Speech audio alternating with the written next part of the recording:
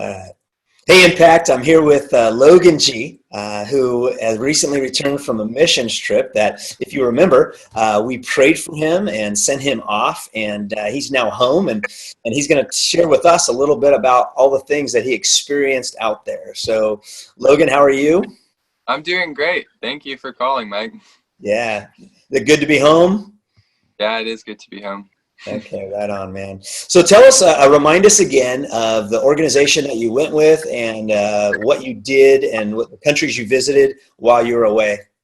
Yeah, so I was with the World Race.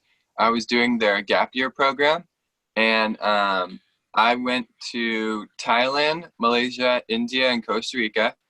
Um, it was an intended 9 months, but due to COVID, it was only 7 months. Um, Ministry looked like a lot of different things. Basically, your um, full range of different things. Yeah, from like children's ministry to helping run church services to VBS to manual labor and lots of manual labor. Okay. It was all good and it was all um, God ordained, so that was really cool. Right on. And I'm glad you're home safe and healthy and Yeah. with your family now. So that's always good. Hey, let's start with some questions. And for me, the most important one, what was some of the best food you had while you were away? Yeah. My favorite food comes from Thailand. It's called khao soy. It's a spicy noodle soup, and it has little like crunchy noodles on top. It's really good. Um, After going to Thailand, I definitely developed a taste for spice, and I'm really glad to have experienced it. Right on. Again, any food that you experience that you never want to eat ever again? Um, During the training for our missions trip, it was about a month before the actual missions trip. I spent some time in Georgia, and one of the foods they gave us to prepare for our trip was a 10-year-old fermented egg, and I would never choose to eat that again. I can't blame you, man. Yeah, again, there's some strange, different foods out there, right? And I'm sure that's considered a delicacy too, is right? Yeah. Yeah, cool. Right on. Well, hey, tell us a little bit about. I know God used you in many ways, but what was one experience that profoundly you sensed God profoundly used you while you were on your trip? Yeah. So the first thing that comes to mind um, is kind of a strange thing to think about, but the Lord uses both the highs and the lows, the good and the bad, to further His kingdom. And this one instance, it was my first week in India, and it was the first full day that we were doing ministry. We were going around visiting a remote village. I happened to make a comment about this woman. um, I compared her to my grandma, and which pointed her out to my friend who was standing next to me. And because I made that comment, he pulled the woman aside, and we were able to pray over her injured leg. And it was a really cool way of stepping into their community and just showing them that we were there to serve and to love, um, and that we were just the body of Christ there to love on their community, which is really awesome. Cool. So that created some a connection between your group and the community that that woman was in. Wow. Yeah. That's cool. Yeah, again, tell us a little bit about how you changed, how the Logan who went on the trip is different from the Logan who came back, and some of the things that caused that. Um, yeah, so a couple things. One thing that I think I will always keep with me is this idea of a kingdom mindset. And so it was something that was a part of the world race, the trip that I went on. One of their key concepts is called the kingdom mindset. And that is just having a mind focused on the Lord and on his ways and how you can be a part of his kingdom and love others and bring them to know God's love and God's goodness through your actions. So that's a big one. That's just all the time. That's something that is now like ingrained into me, which is really cool. And it's a way that I view things now.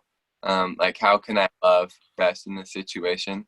And then something else is just that the Lord broke any of the boundaries that I had placed on him for prayers. So now, like, I'm not afraid to ask for crazy stuff. I'm not afraid to ask for the little stuff because I know that the Lord will provide. Right on. Yeah, no, that's good. It's a great reminder that God cares. There's nothing crazy or too small for God. He cares for the hairs on our head. He cares about every need that we have. And so that's a good mindset for us, regardless in a mission field or here. Hey, last question for you. What would you say if I asked or anyone asked, hey, why should I go on a missions trip? Invest my time and my energy and my resources into that. What would you say?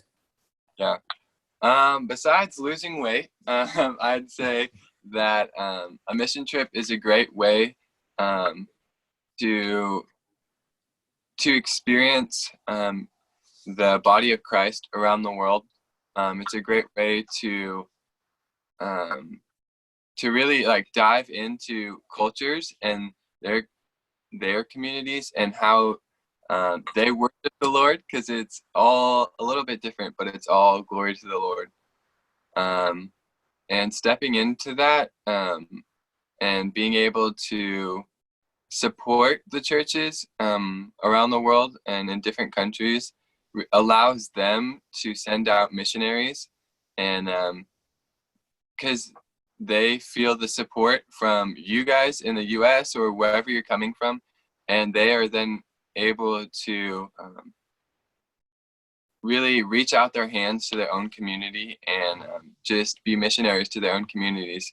And so just leading by example and just being able to walk in love and be able to just really just share love with their communities. So loving on people that you wouldn't have been able to, and bringing that off the field, and loving on people in your own community that you normally wouldn't be able to. A mission trip really helps to broaden what you thought. Cool. Yeah, no, it's got to change your experience and the way you see the world. And I like how you said that basically that your presence inspires others to reach into their communities as well. So that's really good, man. Cool. Well, hey, thanks for taking the time. Anything you want to say to Impact or thank them for before we close this up? Yeah, just a big thank you to my home church. I couldn't have gone on this trip without the Lord working through you guys. A quick testimony is that the first deadline that I needed to make to go on my trip was $2,500, and I had 2 days to get that. And with the support of my church, I was able to do that. And so that was so amazing. That is something that I will always keep with me. Wow. Is the Lord worked through you guys to fulfill his promise to me of going on this trip. So just thank you guys so much. Right on. Yeah.